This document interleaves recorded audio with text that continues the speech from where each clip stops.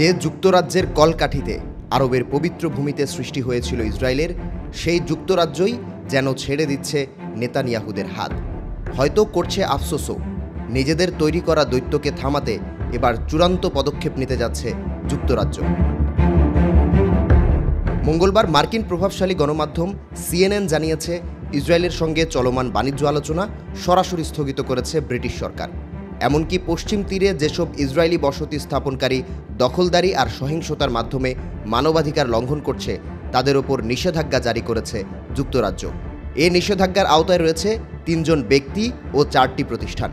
এই ঘোষণার মাত্র কয়েক ঘন্টা আগেই হামলা বন্ধ না করলে এবং পর্যাপ্ত ত্রাণ প্রবেশে অনুমতি না দিলে ইসরায়েলের বিরুদ্ধে পদক্ষেপ নেওয়া হবে, এ কথা বলে ইসরায়েলকে হুঁশিয়ারি দিয়েছিল যুক্তরাজ্য সহ ফ্রান্স ও কানাডা। ব্রিটেনের নতুন পররাষ্ট্রমন্ত্রী ডেভিড ল্যামি স্পষ্ট ভাষায় বলেছেন, এই সংঘাত এখন এক কালো অধ্যায়ে প্রবেশ করেছে। ইসরায়েল 11 সপ্তাহ ধরে গাজাকে অবরুদ্ধ করে রেখেছে। বিশ্ব খাদ্য কর্মসূচির খাবারের মজুদ শেষ। আমরা আর চুপ করে থাকতে পারি না। গাজায় অব্যাহত হামলা, পশ্চিম তীরে বসতি সম্প্রসারণ আর বসতি স্থাপনকারীদের সহিংসতা, যা আন্তর্জাতিক আইন আর মানবতার ন্যূনতম মানদণ্ডেরও তোয়াক্কা করছে না। এসব কারণে যুক্তরাজ্যে নিযুক্ত ইসরায়েলি রাষ্ট্রদূত জিপোরা হোতোভেলিকে আজই তলব করেছে ব্রিটিশ পররাষ্ট্র মন্ত্রণালয়। তবে ইসরায়েলের মতে, যারা তাদের ধ্বংস করতে চায় তাদের বিরুদ্ধে যুদ্ধ চালিয়ে যাওয়া ছাড়া উপায় নেই। বাইরের চাপের কাছে নতি স্বীকার করবে না তারা। 1917 থেকে 1948 সাল পর্যন্ত ফিলিস্তিনের ভূমি ব্রিটেনের নিয়ন্ত্রণে ছিল।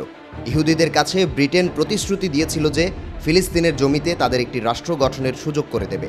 সেই জমিতে গঠিত হয় আজকের ইসরায়েল। আর ব্রিটেনেরই এ নিষেধাজ্ঞা দেওয়ার বিষয়ে ইসরায়েল জানায়, যুক্তরাজ্য যদি নিজেদের অভ্যন্তরীণ রাজনৈতিক লাভের জন্য নিজেদের অর্থনীতির ক্ষতি করতে চায়, তাহলে সেটা তাদের সিদ্ধান্ত। নেতানিয়াহুর ভাষ্য, এটি সভ্যতা বনাম বর্বরতার লড়াই। ইসরায়েল ন্যায়সঙ্গত উপায়ে আত্মরক্ষা অব্যাহত রাখবে যতক্ষণ না চূড়ান্ত বিজয় অর্জিত হয়।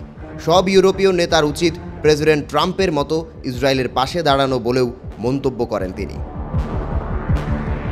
যে ট্রাম্পকে ট্রাম্প কার্ড বানিয়ে এখনও এত কথা বলছেন নেতানিয়াহু, সেই ট্রাম্প যে এরই মধ্যে অনেকটাই দূরে সরে গেছে ইসরায়েল থেকে, সেই সত্যটা হয়তো এখনও অনুধাবন করতে পারছেন না নেতানিয়াহু।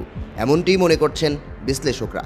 বিশ্লেষকদের একটি অংশের ধারণা, ধীরে ধীরে অনেকটা একঘরে হয়ে পড়ছে ইসরায়েল। কেননা নিজেদের জন্মদাতা ব্রিটিশদের পাশাপাশি পুরো বিশ্বই যেন মুখ ফিরিয়ে নিচ্ছে নেতানিয়াহুর দেশের প্রতি।